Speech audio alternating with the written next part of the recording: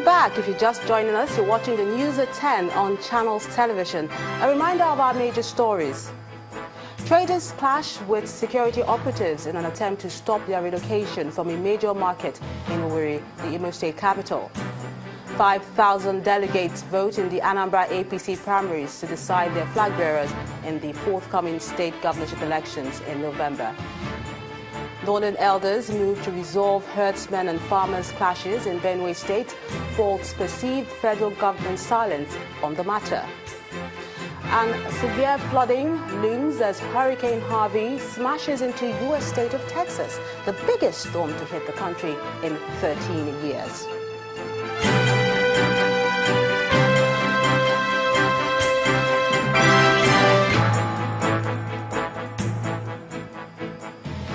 For more on our top stories and others, please visit our website. It's channelstv.com and on youtube.com/channelsweb. Log on to m.channelstv.com to watch us live on your mobile device or download the Channels TV app for Android, iOS and Windows devices from their respective stores. The Channels TV and Channels 24 app will give you access to news and updates. You also have access to the Eyewitness feature, with which you can share those pictures, videos, or news of happenings around you. Just install the app, then tap and swipe to reveal the menu and follow the instructions. The governor of Rivers State, Nyesom Wike, is unhappy with the ruling of the Court of Appeal that sacked George Sekibo, a senator from his party, the PDP, and affirmed the victory of the APC candidate, Andrew Uchendu. He insists that if elections are conducted between the two candidates, the former senator would win hands down. Governor Wike was speaking when some local government leaders visited him at the Government House, Port Harcourt. Now, no party will shout of corruption of judges now, because they have taken Rivers East Senatorial District. So the right thing has been done. Nobody will send security agencies to go and check what happened, because to them the right thing has been done. Having taken the Rivers East Senatorial seat, they are happy. Election you cannot win in the field. It's only in the court of appeal that you will always win. Governor of Rivers State, Nyesom Wike. To other matters now, the fourth industrial revolution has already begun globally, with world powers investing in technology, adopting broadband and internet penetration. As the federal government plans to diversify the economy, one area it must pay attention to is the information and communications technology sector. Our technology correspondent, Victor Matthias, examines the possible gains from investing in this global trend in this next report. Technology, some say, is the new crude. And that can only be explained by the exponential growth the net worth of tech companies have witnessed, and as they are ranked by their estimated value compared with other companies in the world. With Nigeria becoming a major center of attraction, catching the attention of Facebook and Google CEOs, the federal government is trying to key into this trend. But how? We are not just starting another university in Nigeria. We are starting a functional university which will be ICT in totality. Most of the courses to be offered do not as yet exist in any Nigerian university. With only 3 of the 7 campuses of the university currently functional, government may have to do all it can to ensure the 4 others get into shape as soon as possible. However, there are concerns over the sustainability of these plans. Providing support and enabling environment, that's the role of government, not building innovation hubs or the like the Nigerian government is trying to do. So, and if you look at it, if you look at the history, if history has taught us anything, is that governments does not have any business building innovation hubs or clusters of any kind. Catch them young is an age-old maxim, and in this sector, young people are setting the pace. But how does this come into play in Nigeria? A recent survey or a recent research document I was reading, it stated that 30% of the jobs that they're going to do in the next 10, 15 years has not yet been created. So that means the job itself has not yet been created. So you don't even know what kind of job it is. So we teach them also what we call computational thinking, and that's how to apply technology to any field or any industry that you find yourself. Indeed, some of the kids appear to be living up to expectation. I want to make games and apps and put them on the Play Store, and I also want to be a computer engineer, so I think it will help me. I'm able to make some inventions on my own with programming apps like Python and all those things. Well, I plan to use this to create games for other people to play and to make to program machines that would also make processes and make life easier for others.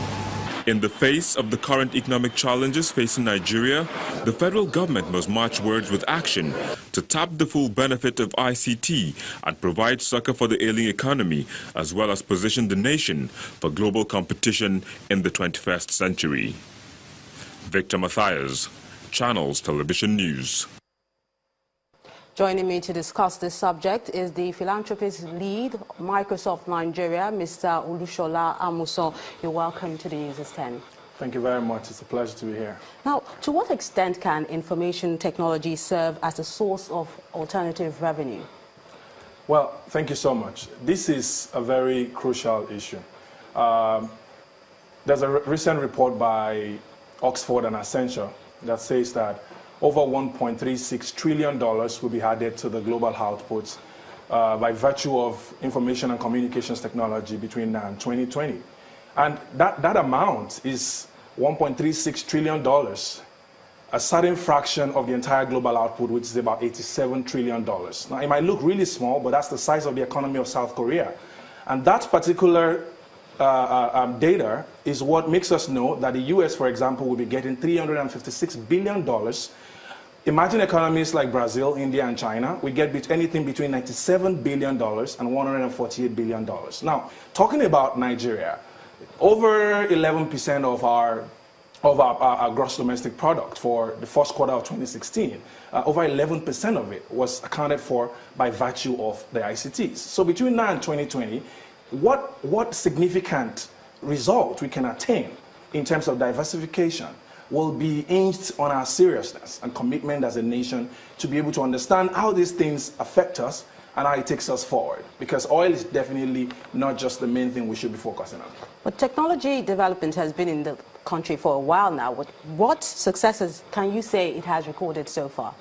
Well, for want of a better word, you would say that it has only done well in sprouting the interest of people. You know, when you look at what other developing economies are doing, you will see that we're basically just scratching the surface. And we kind of emphasize the importance of, you can evaluate this by looking at what we actually commit from our national budgets to the development of ICT. Broadband, infrastructure, skills gap development, and all of these things. You know, we claim that we're doing these things. We establish ministries for it, but the commitment does not show that we really want to play very big within the fourth industrial revolution spectrum.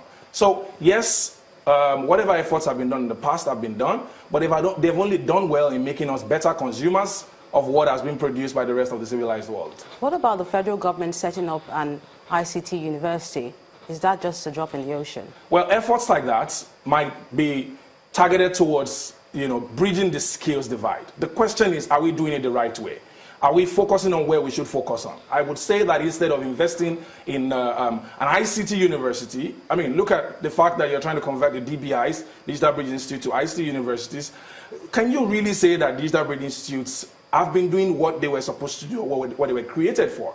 I would rather we focus on STEM policies, that's science, technology, engineering, and mathematics, and how these things are integrated into primary, secondary education, so that when people get into your traditional universities, whose curriculums hopefully would have been modified to suit or entirely revamped to suit the demands of the fourth industrial revolution, those people who you have caught young, who already, I don't know, we don't have a computer science policy in Nigeria. We have an ICT policy, but we don't have a computer science policy. So if we had a computer science policy that made it very compulsory for computer science STEM courses to be very, very integral when people are in primary, secondary schools, understanding the rudiments of what their mates around the rest of the civilized world are doing, then you can prepare them for what is to become the university that is already been equipped with ICT facilities and resources.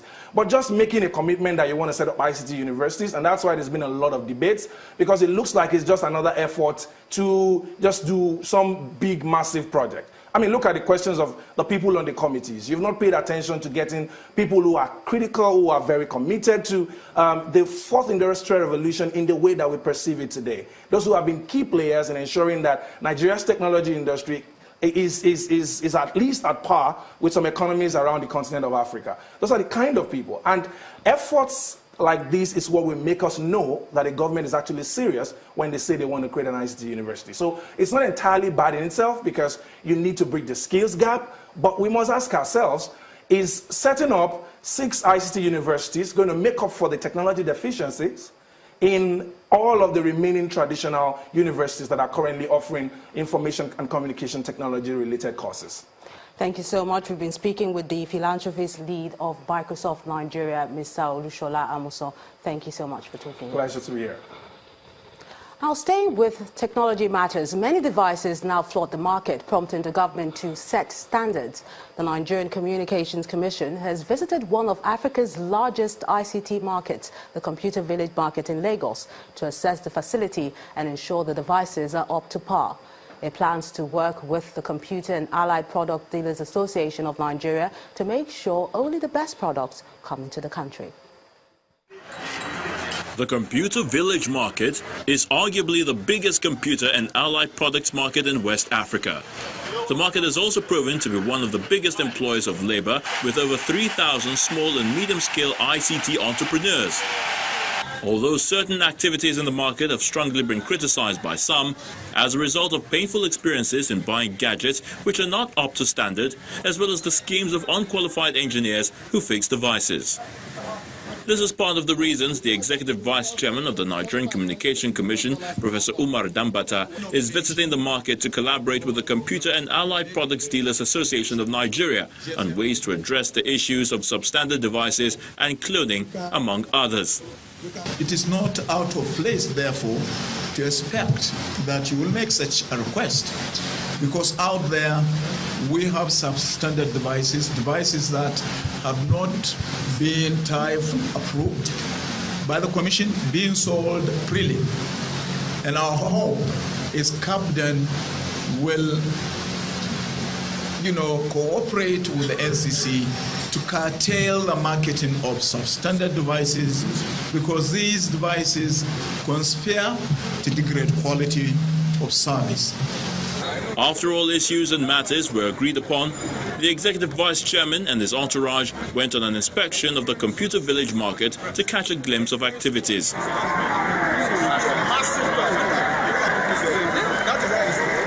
The president of CAPDAN, Ojikutu Adeniyi, sees this visit as a step towards the right direction. Every day, over 125,000 solutions that we provide in Computer Village every day. How do we now take this to the next level, whereby Nigerians, these young talents that we have in Computer Village, will be able to produce their own board development that will lead to Nigerians having their own brand that is produced by them. That is the next level at which we are looking at. According to Professor Dambata, with transactions in the market put at more than $32 billion annually, the market may be set to grow its innovation and manufacturing potential if it's upgraded as part of the nation's quest to become fully knowledge-based in terms of communication and technology development. When the news at 10 returns, global oil prices rise as refineries and offshore oil platforms on the Gulf of Mexico close shop amid impact of Hurricane Harvey in the United States. Join us again.